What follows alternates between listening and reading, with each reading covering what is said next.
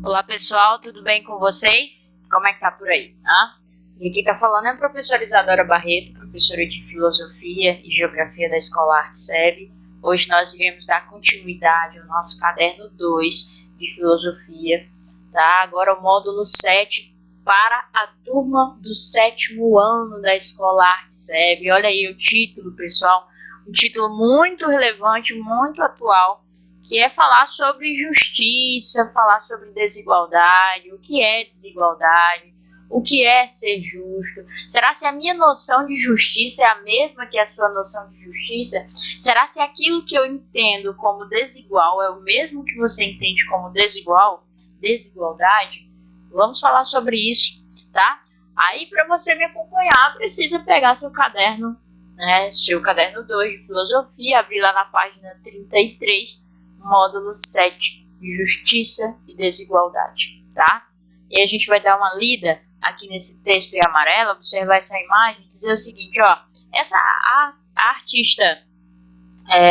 o artista Pauer, ele aborda em seu trabalho problemas contemporâneos como poluição, falta de liberdade, uso de tecnologia, maus tratos a animais, como na obra ao lado, desigualdade social. Por que há tantas diferenças no mundo em relação a quanto dinheiro as pessoas têm? Como essas diferenças afetam a vida das pessoas? O mundo poderia ser organizado de maneira diferente? E aí, para começar, o módulo ele já vem com 3 perguntinhas para a gente. E claro, existe até uma propaganda, né, que eu acho muito interessante, que de vez em quando eu via quando eu era criança, que dizia o seguinte: o que move o mundo não são as respostas, são as perguntas. E é exatamente isso que a filosofia faz. Ela faz perguntas para que a gente reflita e encontre respostas. Ou às vezes a gente nem encontra uma resposta específica, mas a gente só em fazer o processo de pensamento, de pensar, de refletir sobre determinada situação, já nos tornamos pessoas melhores, ou mais críticas, ou mais atuantes, por exemplo, na sociedade. Então eu quero repetir aqui com vocês e quero pedir para vocês destacarem aí, grifem essa primeira pergunta, a segunda e a terceira, tá? Onde diz o seguinte: por que há tantas diferenças no mundo em relação a quanto dinheiro as pessoas têm? E aí, pessoal, por quê? Por que há tanta diferença em relação ao dinheiro que eu tenho, o dinheiro que você tem, o dinheiro que o teu vizinho tem, o dinheiro que as pessoas possuem, que tem? Olha aqui nessa imagem, enquanto um está brincando com um carrinho, né? O outro está aqui puxando um trem, né? Mostrando que há um trabalho, que ele está trabalhando diferente do outro, que está bem vestido, que está calçado. Esse aqui não está calçado, como vocês podem observar na imagem. Esse aqui tem roupa bem simples, vestimenta simples, está trabalhando como que um escravo, né? Enquanto criança, enquanto jovem. E esse aqui não, esse aqui tem todas as condições que mostram o quanto é desigual essa relação aqui, onde há alguém abastecido de dinheiro, de recursos, né? Alguém abastado, né, com meios de sobrevivência, e o outro não, o outro lutando para continuar vivendo e de uma forma bem simples, bem precária, né, sem direitos, sem acesso a direitos como o outro provavelmente tem. E essa imagem aqui que o artista traz para a gente nos faz refletir também sobre a segunda pergunta: como essas diferenças afetam a vida das pessoas? Como é que essas diferenças, devido ao dinheiro, devido à condição financeira, afetam a vida das pessoas? Como essas diferenças afetam a minha e a sua vida? O mundo poderia ser organizado de maneira diferente? Aí vem para a última pergunta aqui: o mundo poderia ser organizado de maneira diferente? O que você acha? Você acha que daria para a gente ter uma sociedade mais igualitária, por exemplo, uma sociedade mais justa, uma sociedade que levasse em consideração aí as diferenças e tentasse minimizar essas diferenças entre os outros? O que você acha? Né? Vamos lá anotar isso aí e entender a proporção dessa discussão aqui que a filosofia traz para a gente hoje, nesse módulo 7, tá? Nesse módulo 7, caderno 2, tá? Que tem como título Justiça e Desigualdade.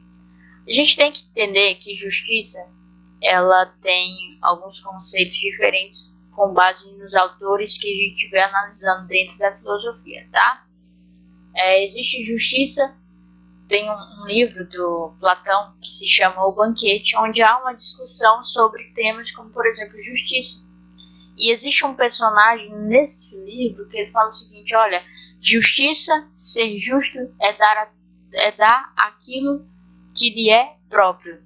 Por exemplo, eu peguei a sua blusa emprestada? Sim, beleza. Essa blusa é minha? Não. Ela é sua, é emprestada, então eu devo devolver. E eu estou sendo justa ao fazer isso. Só que nessa discussão, né, nesse banquete e tal, nesse livro onde trata essa situação, onde eles estão discutindo necessariamente sobre justiça, o Sócrates, diante dessa situação, né, diante desse exemplo, claro que ele não utilizou esse exemplo da blusa, tá, pessoal? Isso aqui foi algo que eu criei agora para vocês tentarem imaginar a situação toda. Diante do exposto, quando um dos personagens fala: olha, justiça é dar tudo, é dar aquilo que lhe é próprio. O Sócrates observa e diz o seguinte: interessante, mas me diz uma coisa. Se você está com depressão, né? Se você está doente, se você tem uma arma e me emprestou essa arma, e você está me pedindo essa arma de volta, e eu sei que você quer utilizar essa arma para cometer um suicídio, por exemplo, para cometer algo contra a tua própria vida, e justiça é dar-lhe o que lhe é próprio, então eu deveria te dar a arma e assim eu seria justo? Olha essa pergunta, né? Então dá pra gente entender que ser justo e justiça é uma noção muito mais complicada e muito mais complexa que a gente imagina, que leva em consideração um coletivo, que leva em consideração uma sociedade, que leva em consideração, por exemplo, condições. Então, por exemplo, o cara tá passando fome com a família dele, e aí ele faz de tudo para conseguir comida, não consegue. Deus sabe o quanto ele se esforçou. Ele vai lá no supermercado e resolve pedir, também não consegue. Mas aí ele tem uma ideia que é muito rejeitada pela sociedade e que nunca vai ser aprovada pela sociedade. Ele resolve furtar. E ele furta, por exemplo, um pacote de arroz, para que a família possa comer. Esse ato foi um ato ilícito, foi um ato incoerente, foi um ato antiético, foi um ato errado e repreendido pela sociedade. Porém, é justo que ele passe fome?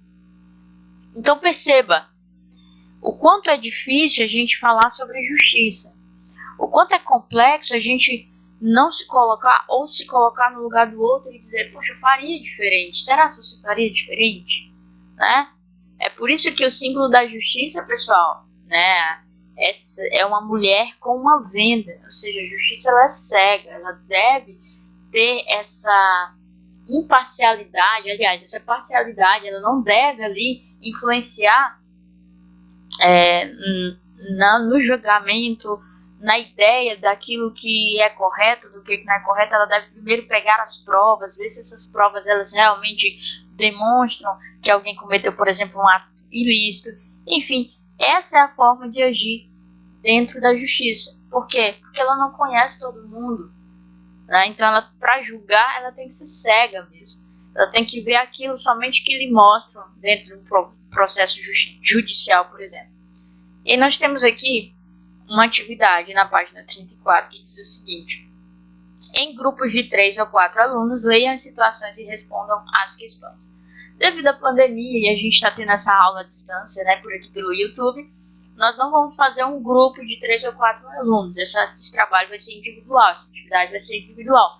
Mas diz o seguinte, vamos ver o que se pede na página 34. Diz assim: situação 1.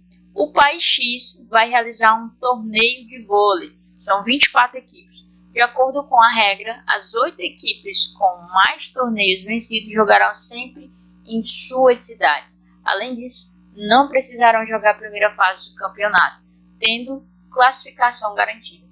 Essas equipes só começarão a jogar quando o número total de times estiver reduzido a 16. Por que o torneio de vôlei do país X foi organizado dessa maneira? Opa! Porque o campeonato poderia ser considerado injusto. E aí, pessoal, vamos reler novamente para ver se você consegue entender. Existe um país chamado País X. Ele vai realizar um torneio de vôlei. São 24 equipes. De acordo com a regra, as 8 equipes com mais torneios vencidos jogarão sempre em suas cidades. Além disso, não precisarão jogar a primeira fase do campeonato, tendo classificação garantida. Essas equipes só começaram a jogar quando o número total de times estiver reduzido a 16. Gente, tem uma coisa aqui que a gente deve questionar. E aí, você acha que isso é justo? Porque veja só, são 24 equipes e as 8 equipes com mais torneios vencidos jogaram sempre em suas cidades. Ou seja, as equipes que já têm um histórico de vitória, né, antes mesmo de participar do campeonato, nem vão passar pela primeira fase do campeonato, elas já vão estar ali garantidas a jogar somente nas suas cidades. E aí, isso é coerente? Isso é correto? O que você acha, pessoal? Acha coerente? Acha correto? Eu acredito que não, hein? Então, há uma coisa aqui que a gente deve falar também que se chama meritocracia. O que é meritocracia? É aquilo que eu consigo através do meu mérito, através do meu esforço. Beleza, as 8 equipes aqui já tiveram vários torneios vencidos, só que agora a gente está em uma nova competição. E daí? Né? Quer dizer que ela agora vai ganhar vantagem?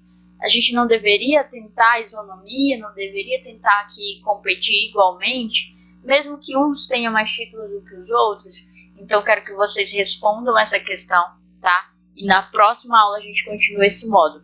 Até mais, galera! E acompanhe sempre a Agenda Edu. Tchau, tchau, guerreiros!